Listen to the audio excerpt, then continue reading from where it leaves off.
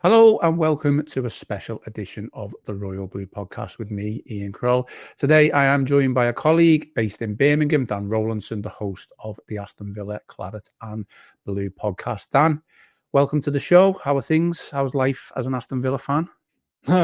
Pretty bleak at the moment, to be perfectly honest. Top marks for Rolinson, by the way. I get a lot of Rolinson, a lot of Rollingson, all different kinds. You smash that pronunciation, so fair play. All right. I didn't realise that was a thing. Yeah, I get Rolinson all the time, yeah.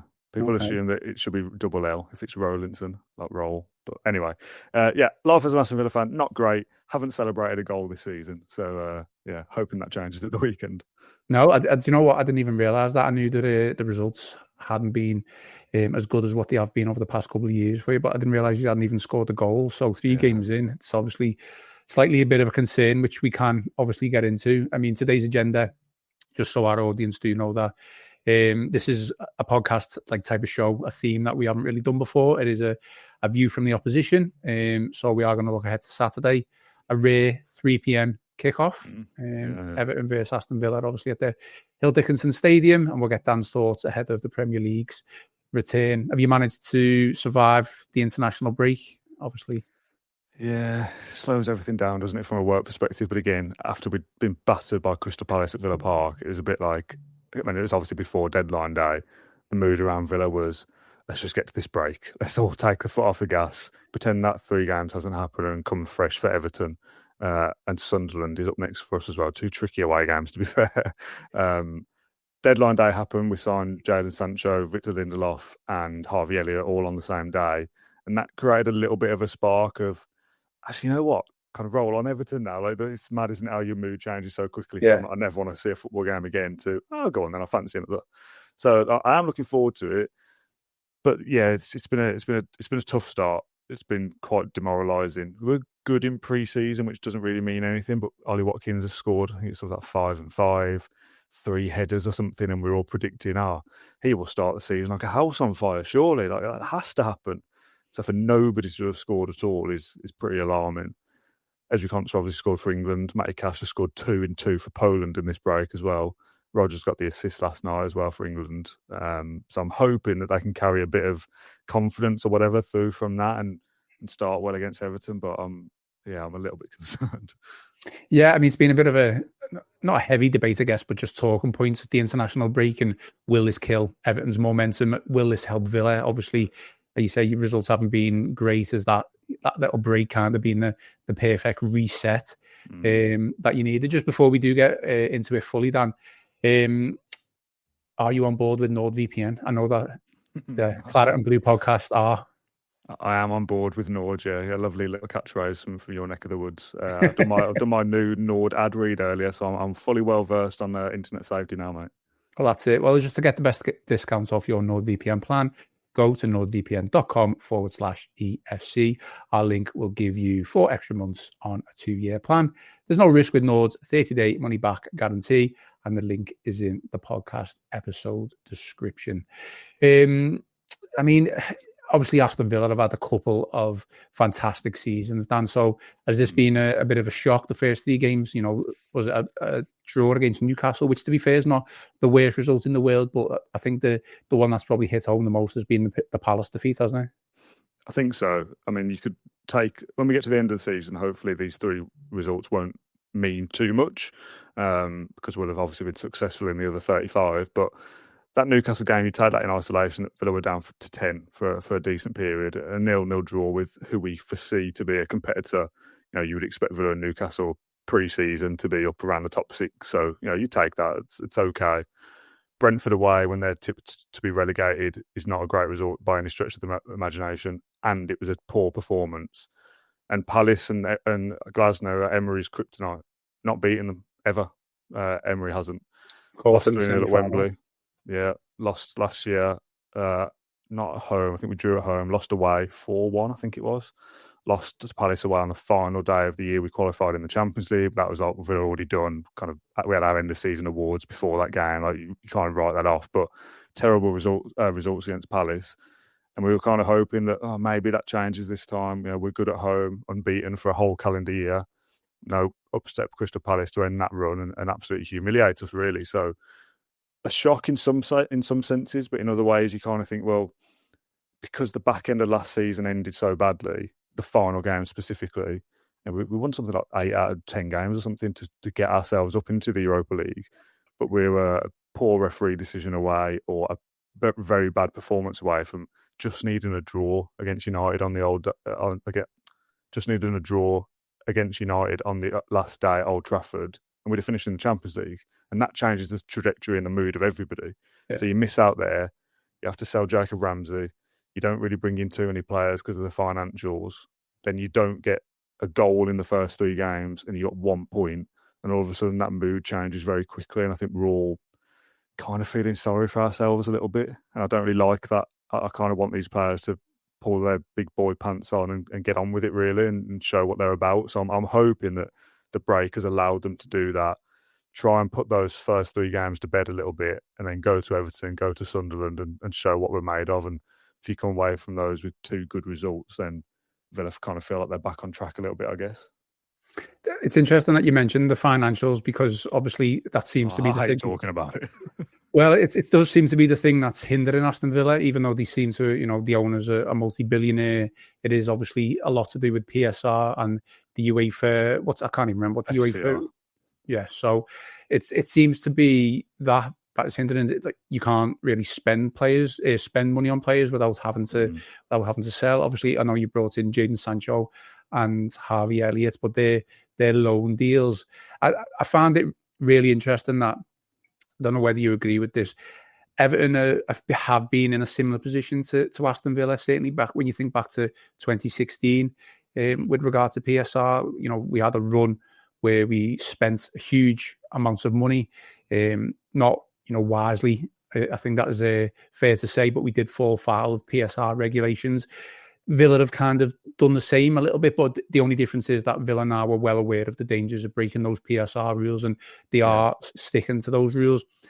Do you feel that Villa right now are hitting a bit of a ceiling? Because ironically, Everton, obviously ourselves, who've suffered over the past couple of years with relegation dogfights, threats of administration, relegation battles, points deductions, we were able to spend in the summer, and it all comes down to this PSR 3-year cycle where over the past year we've had one drop off our cycle, where Villa are obviously still feeling the effects of their own success, really.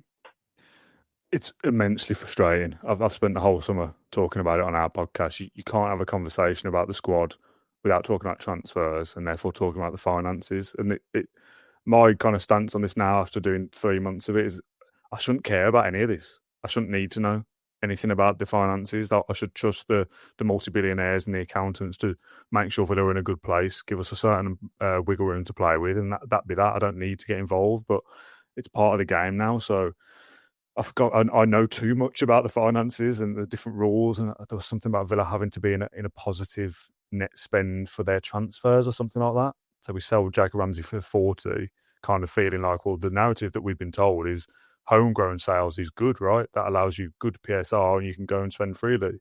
And the club kind of communicate that to journos and stuff, that don't expect any kind of big signings because we can't really move in that way. So, well, what's the purpose of this then? What's the purpose of selling your homegrown talent if you can't even really reinvest it? So it's immensely frustrating.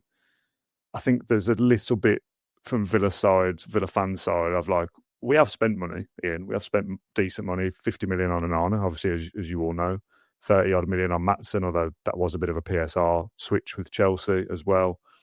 Daniel Marlon was signed for 20-ish and has played about 3 games. So like, we've spent money and people kind of wonder whether we've spent it incorrectly. My argument to that would be, yeah, maybe we have spent incorrectly. Is Onana worth 50 million? Not right now. He isn't. No, he's not fit enough to show us what he's got. He wouldn't start in a Villa best 11, I don't think. So that's a mistake. My frustration with the rules is, and I'm hoping Everton fans will have some kind of sympathy with that as well, is that the big clubs, they make mistakes, but they just go, oh, well, we'll just buy somebody else. Højlund goes to Man United, doesn't work out. They loan into Napoli, he will leave, no one cares. They'll just buy somebody else. Sesko, 70 million. Massive amounts of debt. How is that allowed? Villa make a mistake in Onana or Maatsen or Marlon or whoever, and we're hamstrung for the next 2 or 3 windows. How can that be fair? So I don't think it is fair.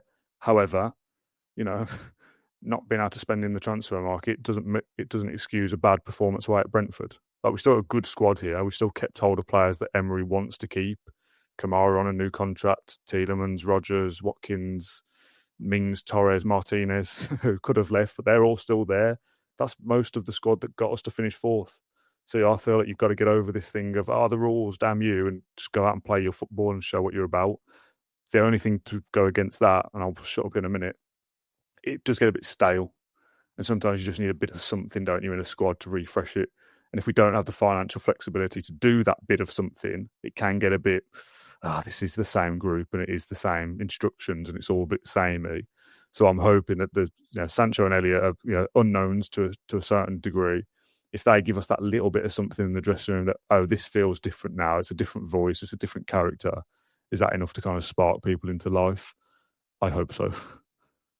Yeah, I mean, I get the frustration. I'm sure you can get as well, Everton fans, over the past probably 4 or 5 years where we've spent and we've made mistakes and we haven't been able to rectify those mistakes. Again, just like you say, Chelsea have been able to do. Yeah. Manchester United, Manchester City, and Everton have been the guinea pigs, I guess, to the points deductions, and it's something that obviously Villa seemingly are quite close to not breaking as such, but you're very close to breaking that PSR threshold. Otherwise, that's why you haven't been able to spend as readily as what you would have liked. I mean, is there a case of, from your point of view, just interestingly, I'll ask this question first, is there a case from your point of view, is that the fact that you haven't been able to bring in some of the players that you wanted from a transfer point of view, that you may be stood still, or you're going to stand still this season and in effect maybe move backwards because other teams who've spent, added to the squads, added a bit more quality? Is there a concern from that,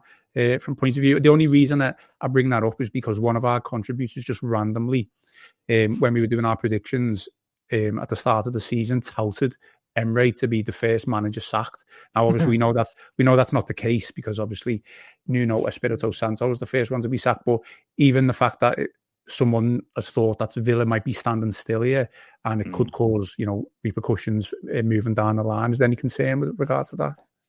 Well, just on Emery being sacked, I think from our inside Villa's perspective, we'd have to be relegated, I think, for him to be sacked, or on the verge of it. I think even if we finished 12th and it was a crap season, I still think we stick with him, because he's got kind of credit in the bank to do what he's done previously.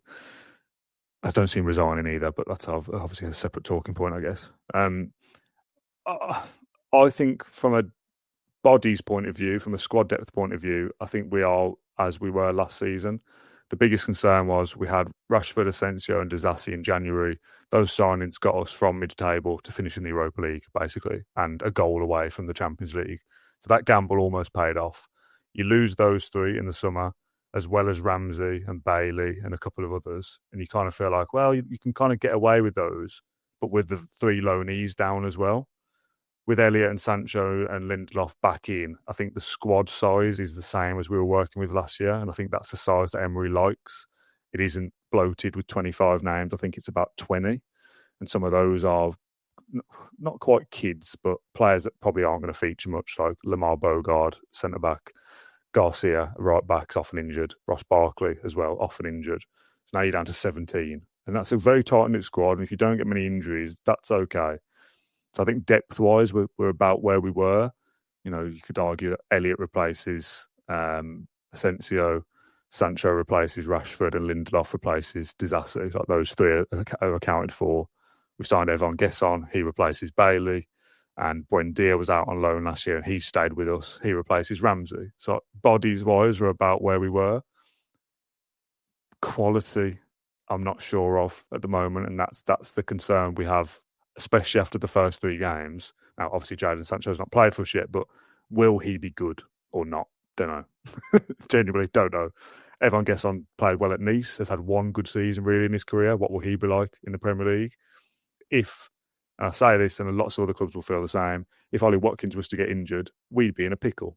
But that's most clubs, right? Your star striker gets injured, or your goalkeeper or something. Pickford got injured, Everton would be in trouble. So what are you supposed to do? Kind of stockpile brilliant goalkeepers just in case? Like, it's a hard thing to build that squad. So I think from a depth perspective, we look okay. I've just got concerns about quality in a few places and whether Emery working with this group now for 3 years, the likes of Matty Cash, Ezri Konsa, Mings and Dean, that back four is what we were playing as our back four in 2021. Like 4 years later, it's identical.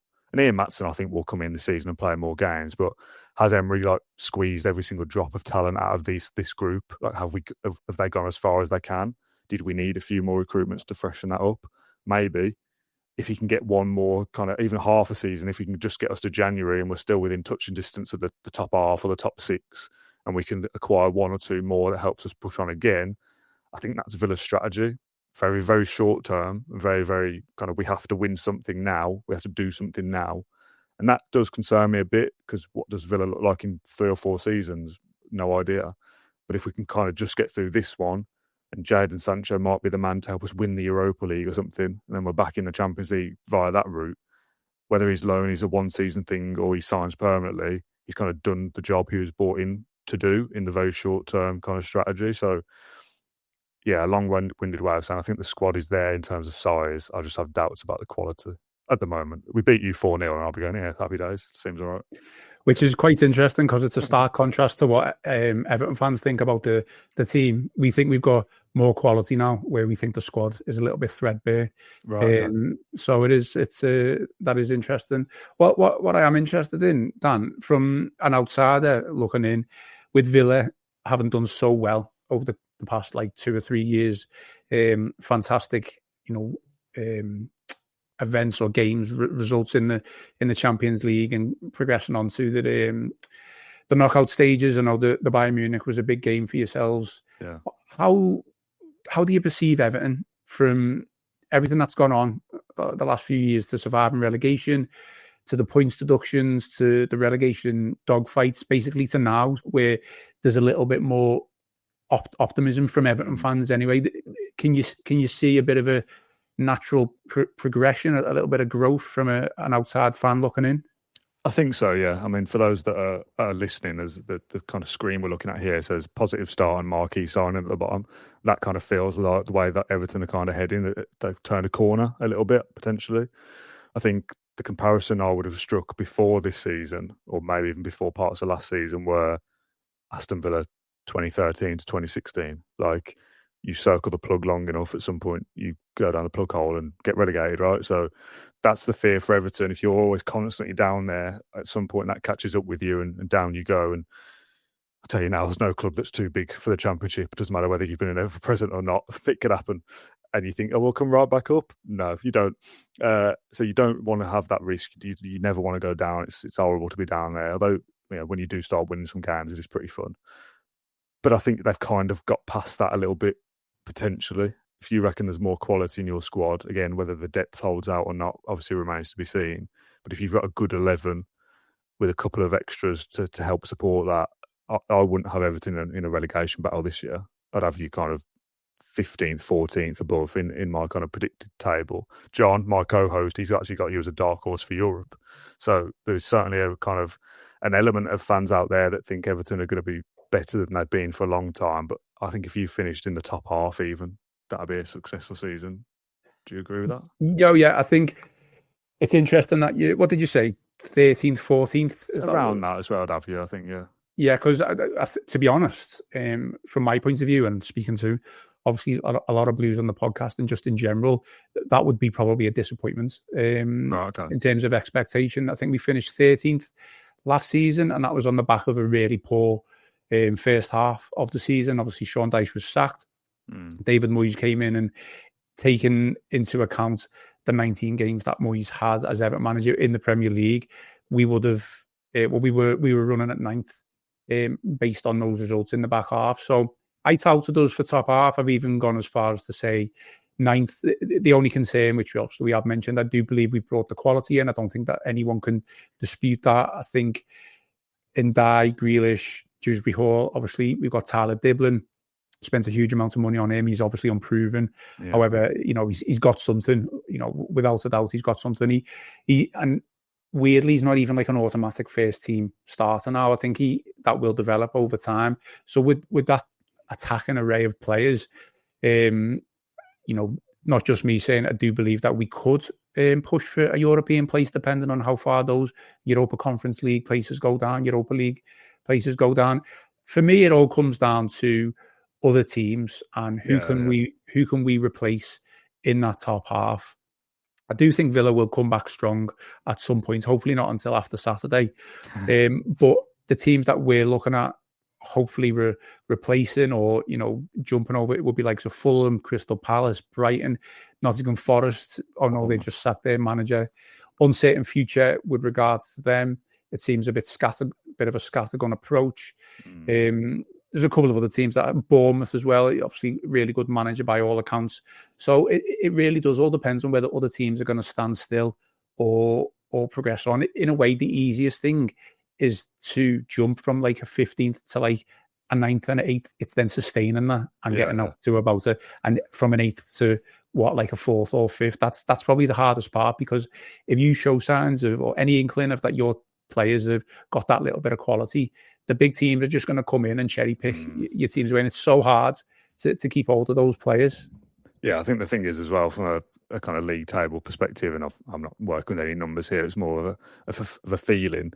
If you finished 11th this year and 7th was Conference League, points-wise, you wouldn't be a million miles away from that. You wouldn't look at that points gap and go, "Oh, that's unattainable. We're never gonna do that."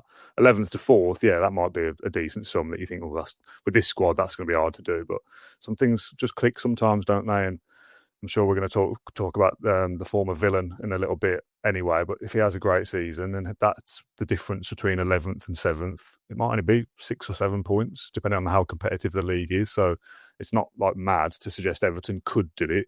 You just have to leapfrog quite a few teams, but they've got to do what they've done previously, and that might not happen either. So that's the beauty of football, isn't it? It's the unknown. Yeah, and it does look like it could be one of those seasons where you can't predict the results. I mean, I know Bournemouth have had a good run over the past 12 to 18 months, but I didn't predict that they go and beat Spurs at the Tottenham Hotspur Stadium as well. So that was an interesting one.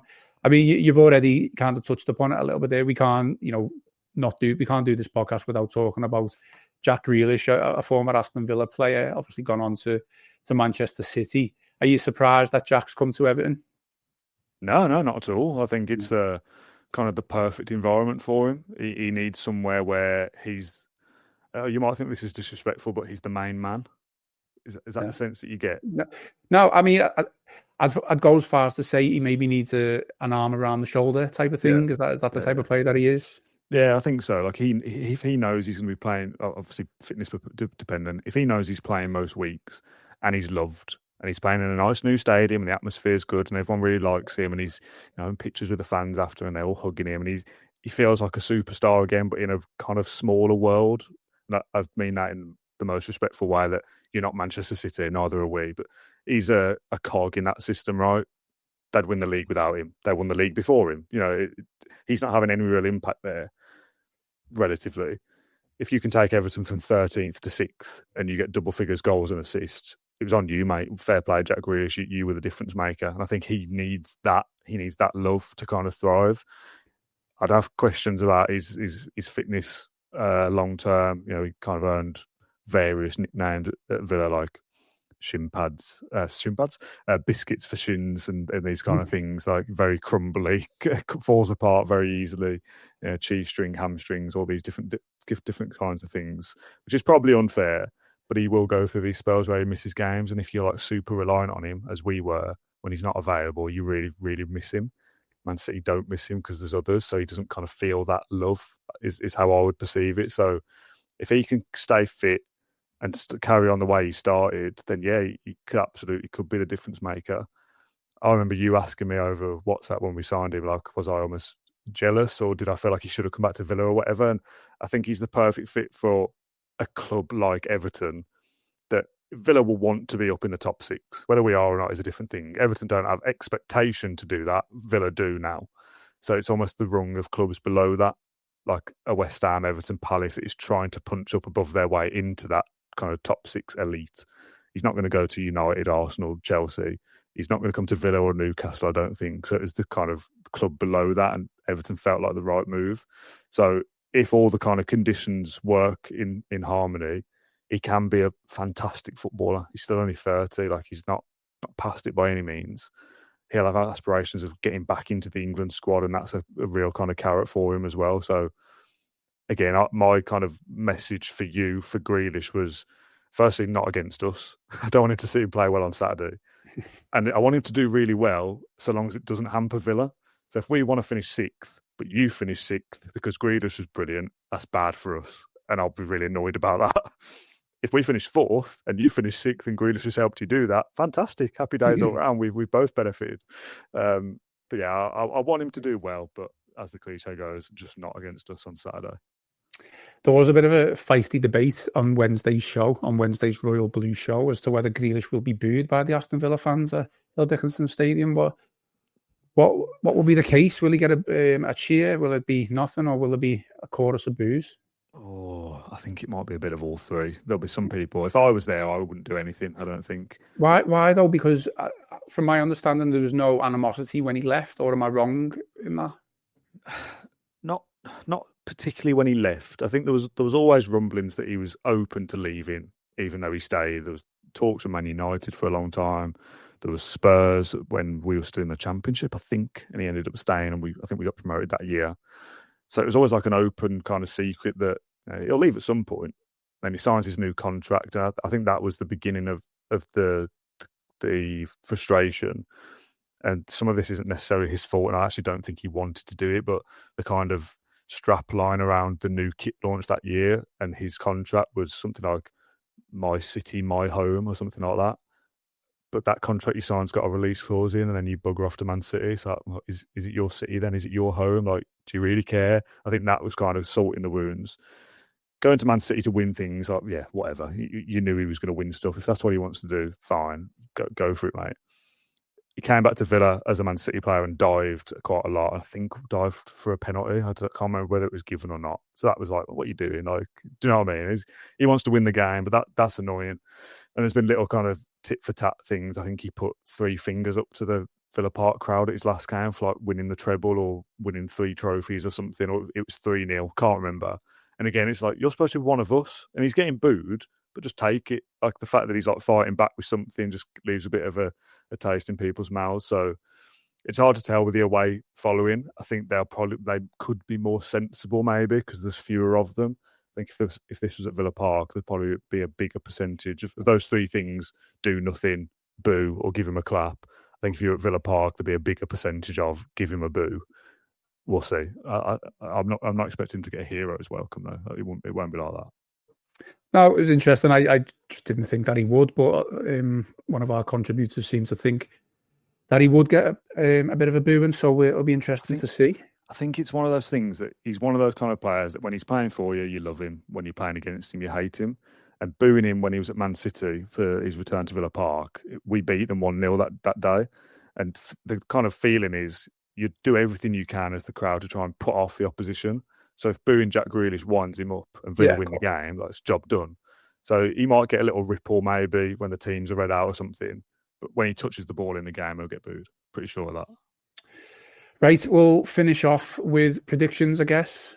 How confident are you that Villa will be able to get a win or get a point? Score a goal would be nice, mate. That's stuff I'm really bothered about. You know what's so ironic? That Villa at the moment are literally in the same position Everton have been over the past couple of seasons. Certainly when it comes to August and September, we literally couldn't buy a win in August. I think it took us 4 years since we won a game in August. And obviously, we won against Brighton the other week, but that is just an incredible stat, really, when you think about it. Is sometimes like 2 or 3 games in August. So it was, I feel your pain, I do, but obviously I hope Everton win. So yeah, you said earlier about it being difficult to make predictions. We do a prediction on our show for every game, and I've obviously got everyone wrong so far because I've predicted us to win every game. And that will continue. I'm going to have to predict Villa to win again, I think, although maybe for jinx sake, I'll try something different. It's one of those ones that in isolation, it's your second game at the new stadium. You've only had one. Well, third, including the cup game. Yes, second in the league then. Third, including the cup game. Yeah, sorry, right. Yeah. You take all that as kind of just this individual fixture. At any point in the season, a draw would be a decent result there. Because Everton are going to be decent this year, I'd be okay with that. But if they get 2 points from the first 4, And what if it was a 0-0 draw? We haven't scored again. Do you know what I mean? Like, it adds to the narrative of the doom and gloom. I don't think a draw is a good result, really. So Villa kind of have to win because you've got Sunderland next week and they've started well as well. If you weren't to get something at Everton, then there's massive pressure on Sunderland. Like, it just feels like Villa needs something to kick their season into gear. So I don't care how it comes. Harvey Elliott 1-0. I'm sure we'd all absolutely love that, wouldn't we, Ian? So whatever happens, I just really hope that they get over the line, win the game, because we need that bit of something to get going. It's not going to be easy, though, and I think it might be a draw, to be honest.